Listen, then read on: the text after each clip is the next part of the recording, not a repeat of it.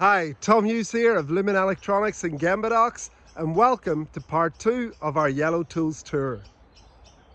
Brought to you by In this GembaDocs.com. section of the video, we're going to be looking in depth at workplace organization, tool and fixture design that the people at Yellotools are literally world class at executing.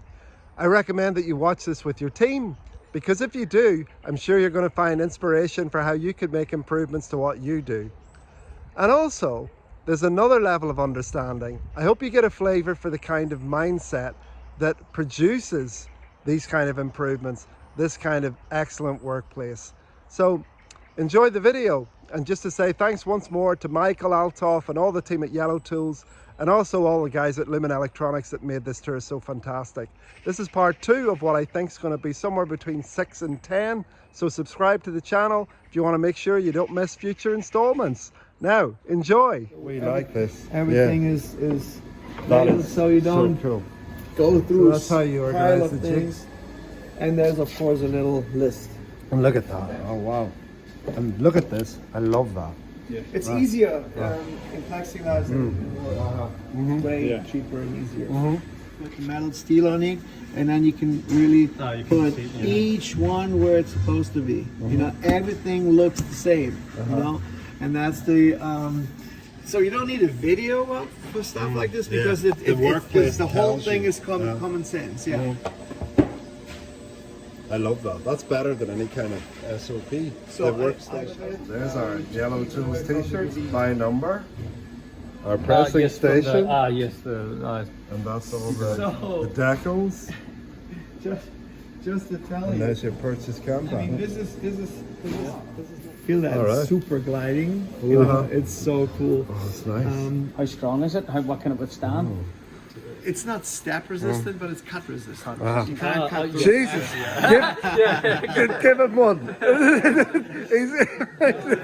thing is, really, to get into that is very easy because you don't have to just like or taking it off. It's like that. And my customers, the regular ones, like they just peel it off. It takes forever, and that's a second. So that's the transfer prints there, Yes. and you. Wow, Yeah. that's so cool. Yeah. I love it. And it's of course it is in it's in our network. So from any station you can send the artwork down to the printer. I love it. Don't mess with Lumen. Do that again, boy. That's awesome. Please. Oh my life, that is so gorgeous. So now you have Oh. versus Where could we use that, lads? all over the place. Everywhere. So you move this around here. Sorry. This is for the clips. You know? If you print the clips, they need to dry. Okay? And usually we stack them, very complicated. So let's say we have that little print on here. Yeah? Yeah, we have a little print. Beautiful. We print that with the pad printing machine here. So now it needs to dry. It means we start with the green, take this off, and so now we can stack it. You can stack them all the way in it. We have 50. There are 50 in one bag. There's 50 all the way to here. So once this is done, we go this way, we go that way, we go that way. But at one point, you know exactly we started at the green. That means this one is already dry. So we take this off, we take the bag, all the bag down here. Exactly the size you need to put this on. So even if you want, let's say you do this one inside. So now you can throw your things in there. Once you're done, Other way. you put it right there and you're good to go. If you're done, put this back in here. Next one, over here. So this is how it works. You have the tools for that project is right here.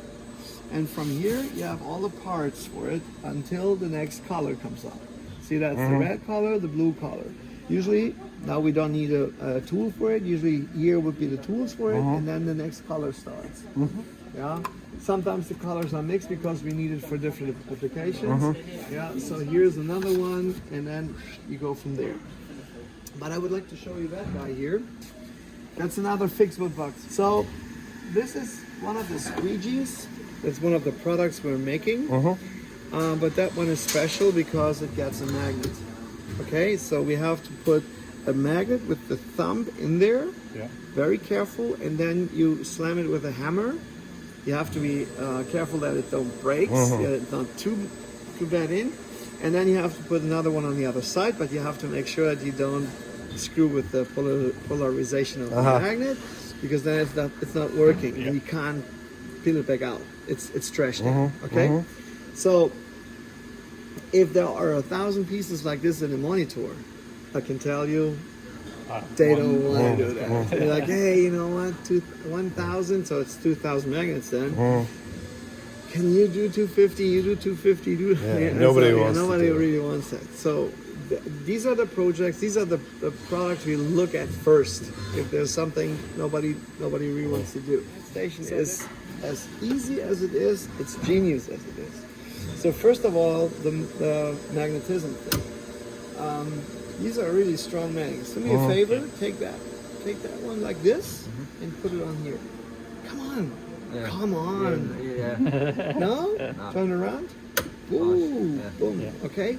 So what they did, they CNC routed a little pocket in a base plate and glued a magnet in the wrong way. So just in case that gets empty, You can't put it. It would jump back out. So that's pokey right there. Okay. So now it says, just put the squeegee on with the logo on top. Okay. Do me a favor, press that button. Come on. Ready. So now, if 1,000 pieces like this is in a production monitor, everyone's like, hey, can I? So you turn glass. Gets affected by that knife. What is that? All over if you the take, table. see, and this is what most people think too short. Take the 8 wastes and take that as an example. Yeah. So what if that tips over? So you have a product. Maybe that product is Quality. broken. Maybe you have to redo it. Yeah? Or you have to clean it. So it's paper towel, it's chemicals you need to use. You have to interrupt your work. But then maybe that glass breaks, so we have to have a new glass. But the worst is that guy still needs to drink.